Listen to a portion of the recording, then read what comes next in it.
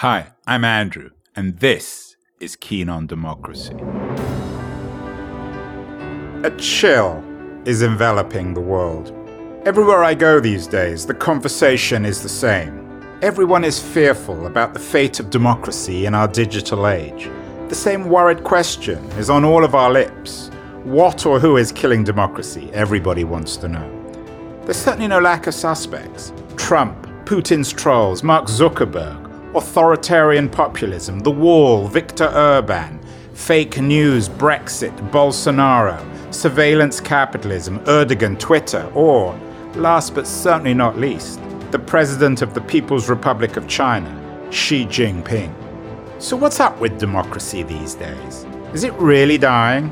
Or is it simply shedding its industrial analog skin and updating itself for our networked digital age? That's the subject of this podcast series. This is a show featuring conversations about the most important issue of our age with some of the world's most incisive thinkers. I hope it both provokes and enlightens. James Bridle is a young English author, technologist, and artist living in Athens, Greece. Bridle's last book, The New Dark Age, has been acclaimed as being an important critique of our information society. Writing in The New Yorker, Mark O'Connell suggested that The New Dark Age is amongst the most unsettling and illuminating books I've read about the internet, which is to say that it is amongst the most unsettling and illuminating books I've read about contemporary life. So when I caught up with Bridle at a conference in Eindhoven recently, I began by asking him why he wrote The New Dark Age. James Bridle, the author of The New Dark Age. James, how did you come about to write The New Dark Age? I've been thinking about all the stuff that's in the book for a pretty long time. I'm a writer of various things on the subject of technology. I'm a technologist by background. My training was in computer science. I'm also an artist, both visual artist and kind of digital artist. And I've just been thinking about a lot of this stuff for a long time. And I always wanted to write a book about the internet. I was sort of surprised it was this one. This wasn't the book that I expected to write about the internet, but it's the one that seemed necessary to write in the present moment. The New Yorker, in an amazing review of your book, said it was the most terrifying book about reality that the reviewer had ever read. What's so terrifying about your book? Well, I think what that reviewer was talking about was the fact that, I'm fairly insistent in the book on relating the conditions of technology today to the conditions of everyday life, to really emphasize the ways in which the forms of technology that we have at present both reflect and reproduce the conditions of the world itself. So when we talk about the internet becoming highly commercialized, that's because the world has become highly commercialized along those logics. So it's really about the interweaving of technology with every aspect of our lives and some of the more frightening implications of that. Terrify me, James, in a couple of minutes. What is so terrifying about the internet?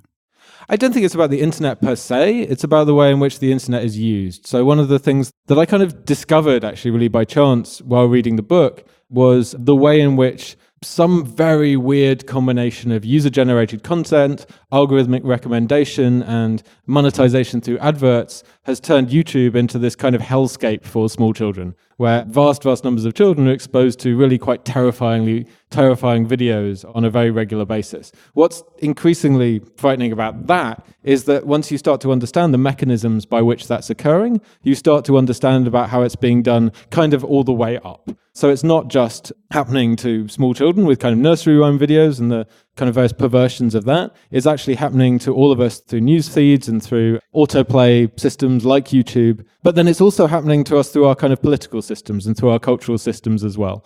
And it's a result of the technologically enabled, technologically revealed complexity of the world that is starting to reach some kind of cognitive and social breaking point. Is this driven, though, by the overt commercialization of everything on YouTube and Google and Twitter and, of course, Facebook? Is it because companies like YouTube are designed to get 5-year-olds to watch the most horrific videos they can in order to sell advertising? Well, it wasn't designed for that purpose. And so to talk about causation is difficult because I don't believe any individual at YouTube set down to build the system this way, but it's very definitely the result. And I think it's really important that we understand Well, as much as we can talk about the fact that as we build technologies, we can shape them, we can decide what they do, big, large, complex things that we put out into the world take on a certain agency of their own.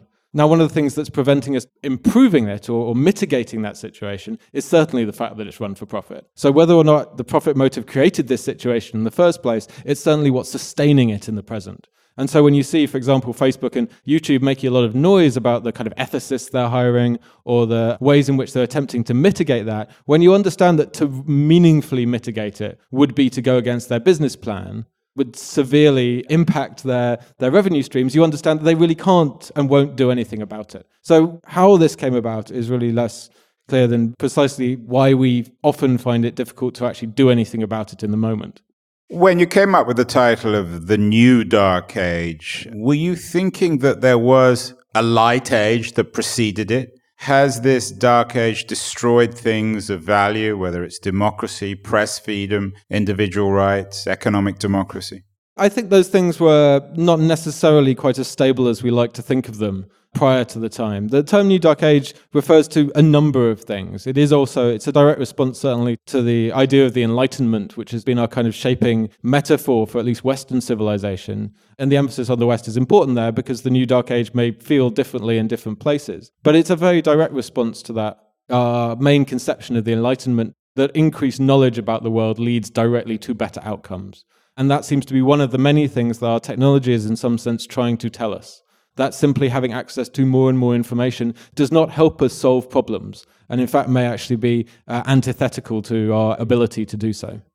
It's become a cliche that the Enlightenment was essential for the creation of democracy. How do you see the relationship in historical terms, between the Enlightenment, I guess essentially an 18th century phenomenon, and the development of representative democracy over the last couple of hundred years?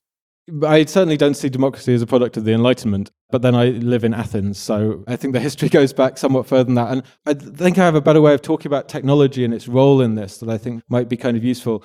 Technology has been present from the birth of democracy in ancient Athens in kind of 400 BC. It was, in fact, highly technologized, to the extent by which I mean they had a number of specialized machines set up to assist with the administration of democracy. My favorite one of which was the machine, which was essentially a kind of lottery machine for choosing who would be one of those representatives to the various councils that run ancient Athens. This is not a golden age story because that was still, the suffrage did not include non-property owning men, it didn't include women, it didn't include slaves. But the original setup of democracy was not, for example, based on votes. It was based on chance. They had what was called election by lot. And there was a machine to administer that. It was called the Kleisthenia. And it was essentially, there's still a couple of examples of them in museums, a huge stone that stood in the middle of the agora in ancient Athens, into which people inserted their kind of ID tags. Balls were poured into the top like a kind of tombola or lottery machine. And the order in which those balls emerged at the bottom was a random process that decided who would be in charge. And this, to the ancient Athenians, was regarded as the absolute cornerstone of democracy. The idea of voting for people was ridiculous and clearly undemocratic as they understood it. And so they used a machine to inform a random selection of representatives. What I think is particularly key about that is an example of technology being there right at the beginning to assist with the democratic process, but also, crucially, a visible technology. This machine stood in the center of the marketplace, and anyone could come and view it and inspect it and understand its function. And so the legitimacy of the democracy rested upon the transparency of the machinery that operated it. And that you can clearly see already. That already sounds like kind of science fiction to us, but it was there right at the beginning in 400 BC. So are you suggesting then that one of the reasons why the internet may be undermining democracy is that the technology impacting on politics is invisible as opposed to visible? Yeah, I mean, I think there's problems around the term visible and invisibility as binaries because we ask, like, invisible to who and invisible for who. Well, we don't quite know how it all works. But this question of, like, who really understands the functioning and who controls that machinery is absolutely the key because that's bound up with all kinds of questions of education and access and social mobility. It really kind of reflects those. Again, I'm always leery of explanations which seeks to say, like, technology created this situation, but technology often, in fact almost always, augments it, repeats it, reproduces it, and kind of strengthens it, whether it's a good or a bad thing. I'm always fascinated, though, that it does have this kind of dual role, and this is why I maintain a slightly hopeless optimism in the face of everything, is that technology so often is used to disempower and is used to hide things away. But the moment it becomes visible, a whole bunch of stuff becomes accessible. So previously, to be clear, like the rules of power were hidden in other ways, and they were kept secret amongst small groups of elites that no one else had access to. In order to technologize those rules of power, they have to be written down as lines of code, which are often opaque, but necessarily are readable if we have the means and the education and the access to do so. So it still contains this constant double possibility all the way through. And it's not a matter of kind of resisting or removing the technology, but changing our forms of access and understanding of it. Many people believe that the internet would democratize from Occupy to the Arab Spring. But it seems over the last 5 or 10 years that there's been, rather than the democratization of the world, the rise of new authoritarianism in Turkey, in Hungary, in Poland, in the United States, in Brazil. Do you think there's any connection between the rise of this new kind of authoritarianism and the digital revolution? I mean, first of all, I'd like to just dispense with the idea that like Occupy or the Arab Spring were internet revolutions in any way. I think those were narratives that were imposed from the outside. They were very much local, embodied, people assembling in space, face to face with one another.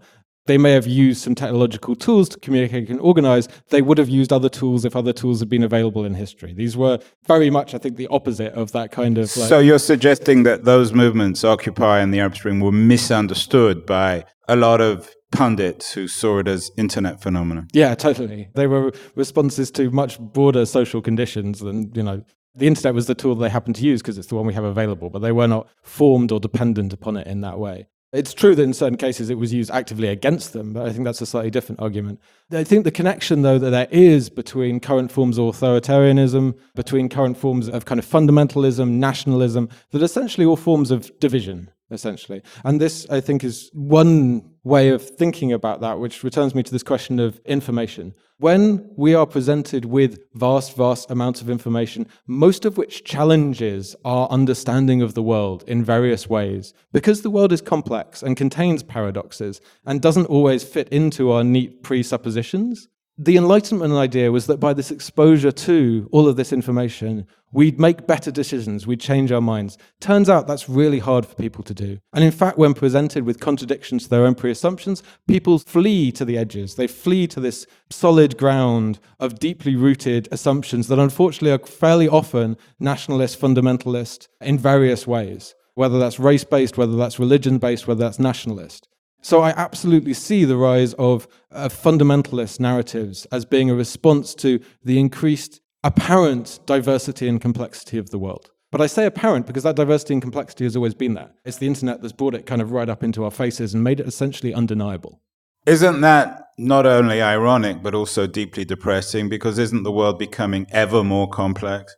As I say, I don't think the world is becoming more complex. I think we're just perceiving that complexity because of this extraordinary tool we've built ourselves to kind of see almost the entire planet at once, at the same time, all the time. That's a function of the media and digital networks that we've built. The condition of the world is now inescapable to us, but we're still living with these kind of like fairly old assumptions, beliefs, and social structures and political structures that are incapable of dealing with that information. And cognitive structures, like our very function of our brains is like really struggles to deal with the apparent complexity of the world. And so most people's response is to become more conservative, to become more afraid or worried, because this is an overwhelming and difficult experience, but it's not insurmountable. And it certainly doesn't mean that we all have to become depressed or, fundamentalist. So how do we surmount it? I think this is the question of the time, and one that central focus is certainly of my work. I think it is possible, it must be, and existentially it needs to be, possible for us to exist meaningfully with justice in situations of complexity and uncertainty. The hack that's performed by fundamentalists, by nationalists, by fascists, is always to provide us with simple narratives that are easier for us to live with, easiest that feel like they're empowering us in the face of complexity. But they don't need to be the only stories that we tell. It's possible to talk about things that we don't fully understand in meaningful ways. Indeed, for example, I think this is what science broadly does. It's also why science is bad at talking about climate change in a useful and activist form, because scientists always know they're operating at the limits of their knowledge, and that there is a vast thing beyond that that exists unknown to them. The difficulty of that is then, scientists often won't take like strong activist positions because they'll put boundaries around their own knowledge that they know are real.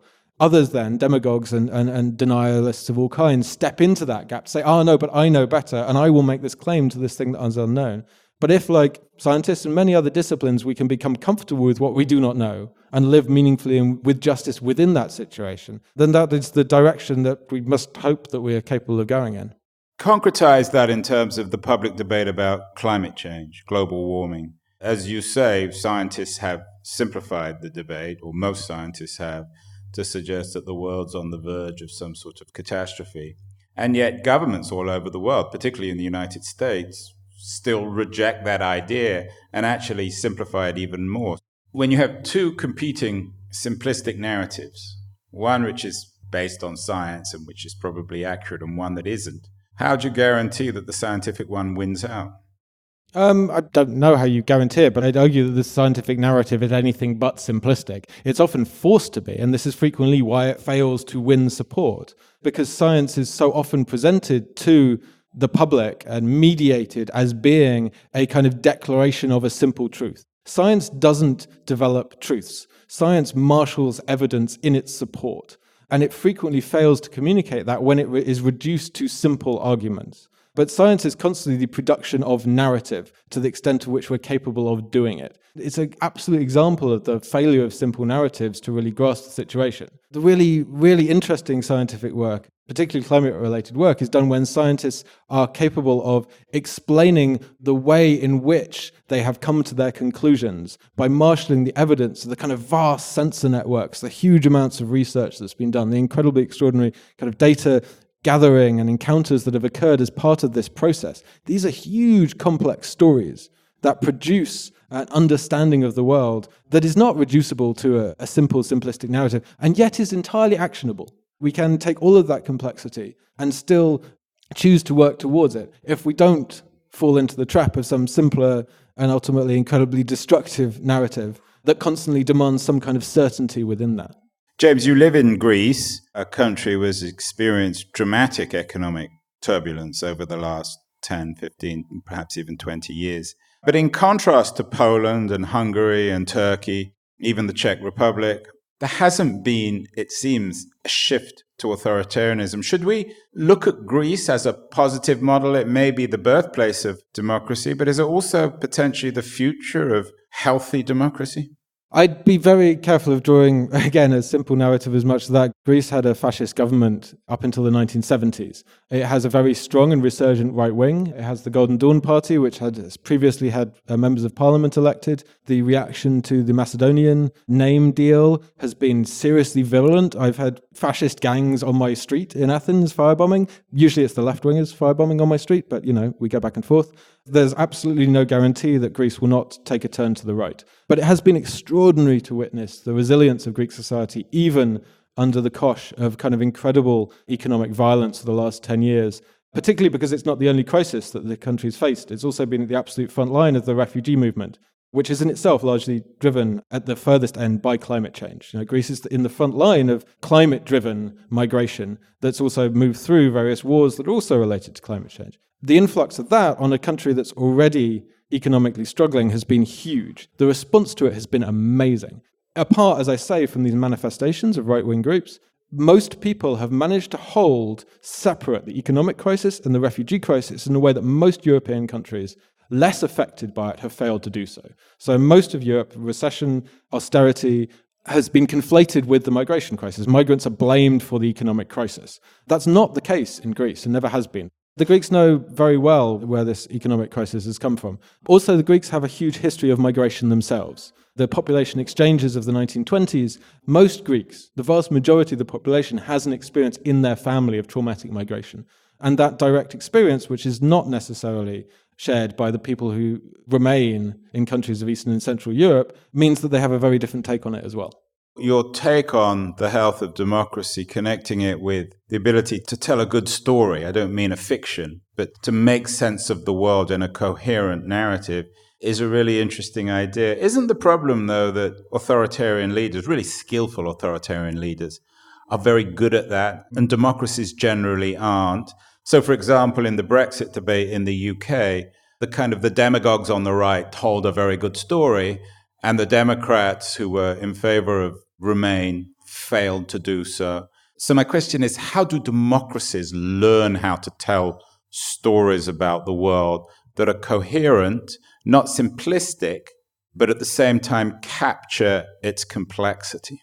I think the question, particularly when it's framed within the Brexit debate, is a larger question around the technologies of democracy. And I, again, use that word technologies of democracy very directly, because I think what the Brexit campaign and subsequent 2-year rolling disaster has revealed is the complete unfitness of the British form of representative democracy to deal with a situation of division as it exists. The system itself or the people representing? Both, frankly. A poor system led by donkeys. To put it politely. But alternatives exist, once again. It's incredibly frustrating to me, particularly watching the number of people who now come out and campaign for a second referendum, which I would love to see. But where were those people when there's a referendum 5 years earlier about proportional representation? A really flawed proposal, but a genuine attempt at reform, to reform an absolutely sclerotic system. Also, look at the really shining example for me that proposes an alternative to what we're currently going through is what's happened in Ireland in the last 2 years with the citizens' assemblies. This is a really fascinating form of democratic technology, right, that has actually radically moved Irish democracy forwards in really interesting ways. It hasn't just allowed mostly representative system to address really contentious issues. The first thing the Irish Citizens' Assemblies looked at was the abortion debate, right, which is big contentious issue in Ireland. They subsequently looked at the climate change issues and how Ireland should be addressing these. In both cases, the citizens' assemblies proposed ways to go forward that were more radical than any government had been able to propose prior to that. And they did that by starting with a random selection from the population, just like the ancient Athenians did. And those people did not come with all the same idea. They came with a full range of views. And at the end of that citizens' assembly process, they reached a consensus. They didn't necessarily agree, but consensus was achieved. People were able to progress in their views to make decisions better. And there's a function of the way in which those processes are designed that are radically different to the kind of oppositional forms of representational democracy. So as with everything else, we have the technology to do this differently if we choose to implement it. And so, of course, the obvious question is, how did the Irish manage to achieve this where many of the other political systems are in such crisis? They did it. And it's been implemented elsewhere. The Scandinavians, various countries have implemented citizens' assemblies in various forms. It's not a particularly new idea, but it's one that's been continually tested in various places. Why they have not is the same reason we're stuck in the Brexit debate. It's lack of political leadership, and it's the interests of a small group of people within the government who wish to prevent any form of reform because of their own, frankly, insane political beliefs, and also their unwillingness to relinquish power. And for this to really catch on, does a large country, Germany, France, need to take it? It would be amazing to see them do it. But we have to start somewhere, as repeatedly happened. Or the United States? Would be wonderful. I don't hold out any hopes for it in the present, but I'm more interested in seeing what we can do wherever we are at the present time. You're listening to Keen on Democracy with your host, Andrew Keen. Hello, I'm Jason Sanderson, the producer of the show. Now we're about to take a quick break while we hear from our sponsors, but please stick around as Andrew will be right back to conclude this episode with his 5 takeaways. Hi, my name is Steffi Czerny, and I'm the founder of the DLD conferences. DLD is short for Digital Life Design and explores how the digital age fundamentally changes our world. Founded in Munich in 2005, DLD is now a globally connected community of thinkers, doers, and communicators. We host conferences in Munich, New York, Tel Aviv, Singapore, and Brussels, and we are very proud of our interdisciplinary outlook and even more so of our track record of discovering trend topics early on. Andrew Keen is a long-term DLD friend who has done many interviews at DLD conferences. If you like this podcast, you should join one of our events. Our motto for this year is optimism and courage. We want to put a really positive spin on recent technological developments from AI through blockchain to quantum computing, and discuss which impact they have on business as well as politics and society. Visit our website at dld.co and apply for your ticket. Thanks so much for sticking around. Now here's Andrew with his 5 takeaways from this interview. Given that our conversation with James Bridle was all about enlightenment, let me begin by reiterating that it's no substitute for his book, The New Dark Age. If you really want to be enlightened, read it. You won't be disappointed. So the point of his book and our conversation is that today's digital revolution, with its cornucopia of information, was supposed to enlighten, but has actually ended up as a vehicle for mass mystification. Perhaps it's no surprise that Bridle lives in Greece. His ancient Athenian imagery is, of course, self-evident. In today's so-called information society, Bridle says, we are really back in Plato's cave. We're staring at shadows. We're transfixed by lies. We're awash in ignorance. So how does democracy fit in here? There's an intimate relationship, he says, between a successful democracy and the visibility of the technology maintaining it. He uses the example of a technology of ancient Athens to make his point.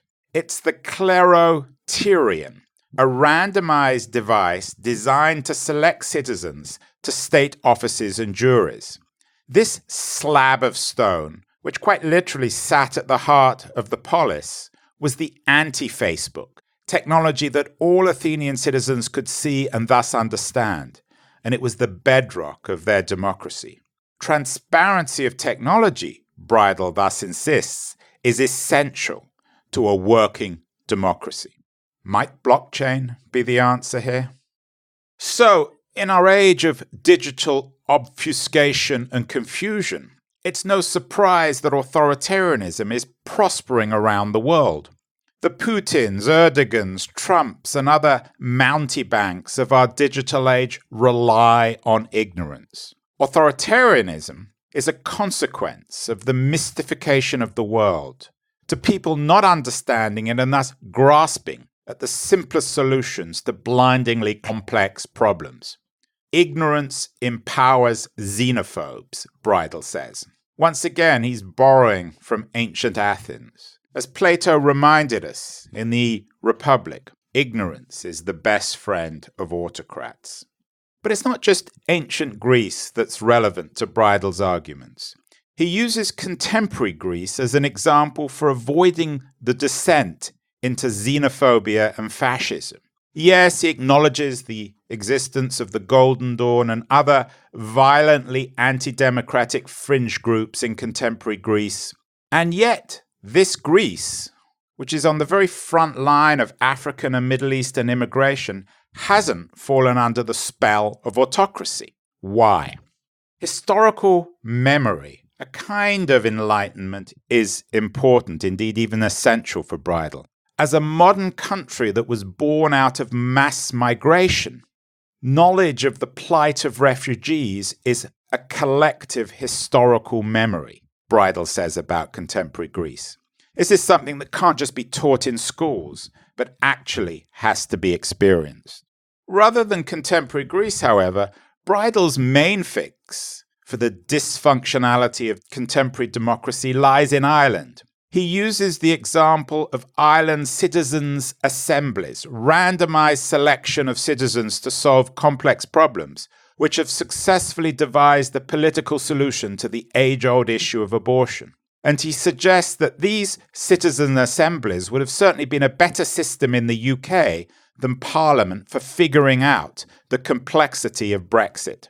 Citizens' assemblies is definitely a theme we'll come back to later in this show. Perhaps even next week, when we talk about Brexit to the British political pundit, Claire Fox.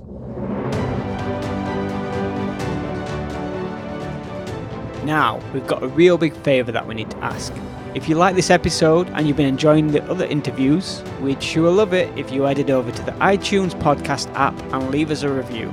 If you'd like to hear more episodes, there's a subscribe button there and in all other platforms like Spotify, Overcast and Google Play. So head over to one of those, subscribe, leave us a review, share it with your friends if you'd like, and we'd appreciate it so much.